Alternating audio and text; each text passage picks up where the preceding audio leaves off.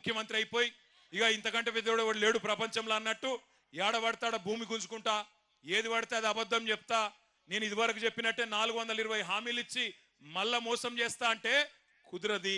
ఇవాళ రైతులు అడుగుతున్నారు, రాష్ట్ర వ్యాప్తంగా గర్జిస్తా ఉన్నారు. మీరు చూస్తున్నారు వీడియోలు, ఆ వాట్సాప్లలో వస్తున్నాయి. ఆ వీడియోలు ప్రజలు మాట్లాడేటి అవి ఏం తిట్లా నాకు అర్థం కాదు. అవి ఏమన్నా తిట్లా? ఇంకోడు మనిషి అంటోడైతే బకెట్లో బకెట్లో 2 మగులు నీళ్లు పోసుకొని దుంకి చచ్చిపోతుండే. ఇక రేవంత్ రెడ్డి కాబట్టి ఇక నడుస్తుంది, రేషం లేని బతుకు కాబట్టి నడుస్తుంది. నేను అంటున్నా, ఒక్కసారి ఆలోచన చేయండి, అవి ఏం తిట్లు? తెలుగు భాషలో గన్ని తిట్లుంటాయని కూడా తెలియదు నాకు. రకరకాల తిట్లు తిడతాను. భయం కూడా పడతలేడు ఎవడు. ముఖ్యమంత్రి అన్న భయం లేదు, ప్రభుత్వం అన్న భయం లేదు. గొట్టం పెడితే చాలు ఇక చెడ తిట్టుడు. అటు 7 తరాలు ఇటు 7 తరాలు తిడుతురు. దయచేసి తిట్టకండి. ఆయన ముఖ్యమంత్రి, పదవి కన్నా గౌరవం ఇవ్వండి. కానీ ఎన్నికల్లో మాత్రం ఈ మోసగానికి గట్టిగా బుద్ధి చెప్పండి. కాంగ్రెస్ పార్టీకి గట్టిగా బుద్ధి చెప్పండి. నేను ఎందుకంటున్నా అంటే ఉత్తగానే అంటలేను, కోపంతో అంటలేను. ఏమేం చెప్పిండు ఎలక్షన్ల ముంగట రైతులకు? ఎంబడే ఊరుకుండ్రి, ఎంబడే ఓన్రి. 2 లక్షల రుణం మాఫీ చేస్తా, మీరు పోయి తెచ్చుకోగానే డిసెంబర్ 9 నాడు సంతకం పెట్టనే పెడతా అని చెప్పిండు. అయిందా రుణమాఫీ? యాడ మొదలైందో తెలుసా రుణమాఫీ కథ? డిసెంబర్ 2023లో రేవంత్ రెడ్డి గారు ముఖ్యమంత్రి కాగానే మీటింగ్ పెట్టిండు. మీటింగ్ పెడితే బ్యాంక్ వాళ్ళు చెప్పారు, సారు మరి నువ్వేమో అడ్డం పొడు ఎటు పడితే నరికినావు, 49,500 కోట్ల రూపాయలు కావాలంటే 500 తక్కువ 50,000 కోట్లు, 50,000 కోట్ల రూపాయలు కావాలి, యాడున్నాయి పైసలు అని అడిగిండ్రు. అడిగితే ముఖ్యమంత్రి గారు నవ్విండట. హే నవ్వి, ఇక్కడ లంకె బిందెలు ఉంటాయనుకొని వచ్చినా, లేవు కదా, లంకె బిందెలు ఉంటాయి, నాకు అర్థం కాదు ప్రభుత్వంలో అన్న అని అన్నాడు. 49,500 కోట్లు. కానీ తెల్లారు ఏమన్నాడో తెలుసా రేవంత్ రెడ్డి? ఎక్కడో మీటింగ్లో మాట్లాడుకుంటా, ఏమున్నదా 40,000 కోట్లు నేను ఒక్క సంవత్సరం కడుపు కట్టుకుంటే అవినీతి చేయకపోతే కట్టి పారేస్తా 40,000 కోట్లు అన్నాడు. అంటే తెల్లారి వరకే 9,500 కోట్లు ఎగిరిపోయింది. మళ్ళా మూడో రోజు క్యాబినెట్ మీటింగ్ పెట్టిండు. క్యాబినెట్ తీర్మానం చేసిర్రట. ఏమని?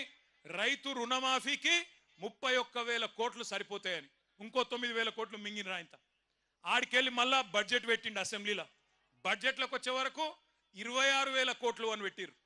మొన్న చూస్తే ఇక్కడనే కొడంగల్కి వచ్చి మాట్లాడుతుండు రేవంత్ రెడ్డి, నేను 18,000 కోట్లు ఇచ్చేసినా అయిపోయింది రుణమాఫీ అని.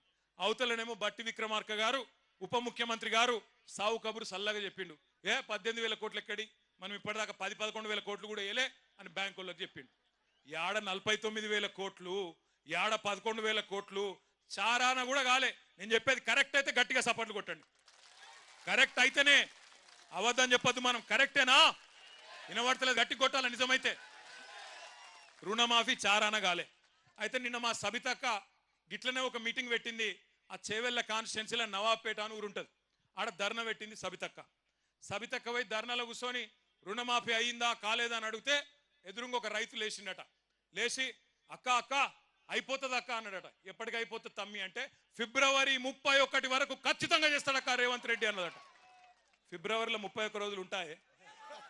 మీరు అమాయకులు ఉన్నారు కొడంగలోళ్ళు బాగా. ఫిబ్రవరి 31 అంటే కూడా నమ్ముతాడు. ఫిబ్రవరిలో 28 రోజులు ఉంటాయి. 4 ఏళ్ళలో ఒకసారి 29వ రోజు వస్తుంది. 31 ఆడుంటుంది. రేవంత్ రెడ్డి కథకి ఇట్లుంటుంది. తులం బంగారం అన్నాడు, వచ్చిందా? పెళ్లి లగ్గాలు ఆగిపోయినాయి, అవుతున్నాయా? మరి ముఖ్యమంత్రికి తులం బంగారం దొరుకుతలేదా? ఏడా బంగారం షాపులోడు నమ్మతలేడా? ఏంది పతారా లేదా ముఖ్యమంత్రికి? తులం బంగారం లేదు, స్కూటీ లేదు, రుణమాఫీ లేదు. ఏమన్నాడు ఆ రోజు రైతులను? కేసీఆర్ బిచ్చమేసినట్టు 10,000 ఇస్తుండు, నేను 15,000 ఇస్తా అన్నాడు. ఇంతకుముందు ఎవరో మంచి ప్లకార్డు పట్టుకున్నాడు ఎవడో తమ్ముడు, రేవంత్ రెడ్డి ఎంత బాకినాడు అది ఇటు పంపి ఒకసారి యాది పెట్టుకున్నాక రైతు బంధు ఇప్పటికి రూపాయి కూడా ఇయ్యలే, 1 రూపాయి కూడా ఇయ్యలే. నేను ఉత్తగానే చెప్తలేను ఈ మాట. ఎలక్షన్లకు ముందు కేసీఆర్ గారు ముఖ్యమంత్రిగా ఉన్నప్పుడు ఆనాడు మీరు యాద్ చేసుకోండి ఒక్కసారి, కేసీఆర్ గారు 12 సార్లు ఇచ్చిండు రైతు బంధు. ఒకసారి కాదు, 2 సార్లు కాదు, 12 సార్లు 73,000 కోట్ల రూపాయలు టింగు అనుకుంటా బ్రహ్మాండంగా మన ఖాతాలో పడుతుండే.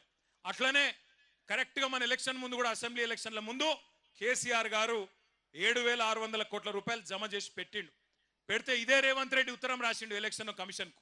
రాసి కేసీఆర్ ఇచ్చిన రైతు బంధు వేస్తే మళ్ళీ రైతులు ఆయనకే గుద్దుతారు, నేను కొడంగల్లో కూడా ఓడిపోతా, మా పార్టీ ఓడిపోతుంది మళ్ళా గెలవది ఆపు అన్నాడు.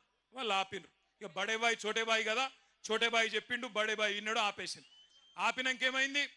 ఆపినాక అదే పైసలు రేవంత్ రెడ్డి ముఖ్యమంత్రి అయిండు. అయినాక మరి వెంటనే ఇయ్యాలి కదా, ఇయ్యలే. 4 నెలలు ఆ పైసలు కేసీఆర్ ప్రభుత్వం దాపెట్టిన పైసలు 4 నెలలు సతాయించి ఎప్పుడు ఇచ్చిండు? మళ్ళా పార్లమెంట్ ఎలక్షన్లు అప్పుడు ఒకప్పుడు ఓట్లు డబ్బల పడాలి కాబట్టి నోట్లు మీ అకౌంట్లో వేసిండు. అది కూడా ఏంది? పాత పైసలే. 5,000 ఇచ్చిండు తప్ప 7,500 ఇయ్యలే. కాబట్టి మొదటి పంట బాకీ 2,500 రూపాయలు ఎకరానికి. 7,500 ఇస్తా అన్నాడు, 5,000 ఇచ్చిండు ఆనాడు డిసెంబర్ 23లో. ఆ తర్వాత వానకాలం వచ్చింది, రైతు బంధు ఇచ్చిండు. ఆ వానకాలం రైతు బంధు ఇచ్చిండు, అయ్యలేదా? ఇయ్యలేదు, ఎగ్గొట్టిండు. మరి అది బాకీ ఉన్నాడు కదా, ఎకరానికి 7,500, అది కూడా బాకీ ఉన్నాడు. 7,500 పాత బాకీ, 2,500, 10,000 బాకీ. మళ్ళా ఇప్పుడు మళ్ళా పంట వచ్చింది, మళ్ళీ నాట్లేసే టైం వచ్చింది. ఇప్పుడు ఎంత ఇవ్వాలి? మళ్ళీ ఇప్పుడు మళ్ళీ 7,500 ఎకరానికి ఇవ్వాలి. కాబట్టి రేవంత్ రెడ్డి మనకు మొత్తం ఉన్న బాకీ ఎంత ఎకరానికి? ఎంత? ఏమి కొడంగలో హుషారు లేరువా? ఎకరానికి 17,500 రూపాయలు బాకీ ఉన్నాడు. మా ఆడబిడ్డలు యాద పెట్టుకోవాలి. కాంగ్రెస్ వాడు వస్తాడు మళ్ళా ఇంటికి, మళ్ళా ఓట్లు వచ్చినాయి కదా, జెడ్పీటీసీ, ఎంపీటీసీ, సర్పంచ్ కాగానే అక్క, చెల్లె, అమ్మ, అత్త, చిన్నమ్మ, వదినే అనుకుంటూ వస్తారు. వచ్చి మళ్ళా ఇస్తూనే ఉన్నాం, రేవంత్ రెడ్డి ముఖ్యమంత్రి, మన ఎమ్మెల్యే ఆయననే, గుద్దు నువ్వైతే ముందు అని చెప్పి ఆయనతో గుద్దించుకుంటారు. అయితే ఏమవుతుంది లాస్ట్కు? మళ్ళా ₹1 కూడా మళ్ళీ ఓట్లు దాటిండంటే ముందే కేసీఆర్ సార్ ఏం చెప్పిండు? రైతు బంధుకు రామ్ రామ్ అవుతుందని చెప్పిండా లేదా? కాంగ్రెస్ గవర్నమెంట్ వస్తే రైతు బంధుకు రామ్ రామ్ అవుతుంది అన్నాడా? అయినట్టే ఈయన మళ్ళా ఓట్ల గండం దాటిండంటే రైతు బంధు మర్చిపోతాడు, పొరపాటున కూడా రైతు బంధు వేయడు. అందుకే దయచేసి దండం పెట్టి చెప్తున్నా, ఒక్కొక్క ఎకరానికి రేవంత్ రెడ్డి ప్రభుత్వం ఒక్కొక్క రైతుకు బాకీ ఉన్నది 17,500 రూపాయలు. ఇవాళ ఏందో పెద్ద మేలు చేసినట్టు 15,000 ఇస్తా అని చెప్పినోడు ఇప్పుడు నేను 12,000 ఇస్తా అని చెప్పి మోసం చేస్తాడు. మరి దాన్ని ఆమోదిద్దామా? 15,000 కాదు 12,000 సరిపోతుందా? 15,000 ఇస్తానని చెప్పి ఓట్లు వేయించుకున్నాడు 12,000 చేస్తే మోసం కాదా? చీటింగ్ కేసు పెట్టద్దా? ఇప్పుడు నరేంద్ర అన్ననేమో జైలుకు పోయా 40 రోజులు. కానీ ఒకటి యాద పెట్టుకోండి, నరేంద్ర అన్ననేమో జైలుకు పోయింది రైతుల కోసం, రైతుల భూములు కాపాడేందుకోసం, గిరిజన బిడ్డల కోసం, దళిత బిడ్డల కోసం, బీసీ బిడ్డల కోసం, మీ భూముల కోసం. రేవంత్ రెడ్డి లెక్క 50 లక్షల రూపాయలు ఎమ్మెల్యేలను కొనతందుకు పోయి దొరికిపోయి దొంగ పని చేసి జైలు కోలే పట్నం నరేందర్ రెడ్డి. అందుకే నేను చెప్తున్నా, రేవంత్ రెడ్డి నీకు దమ్ముంటే, నీకు నిజంగానే సత్తా ఉంటే నేను చెప్పిన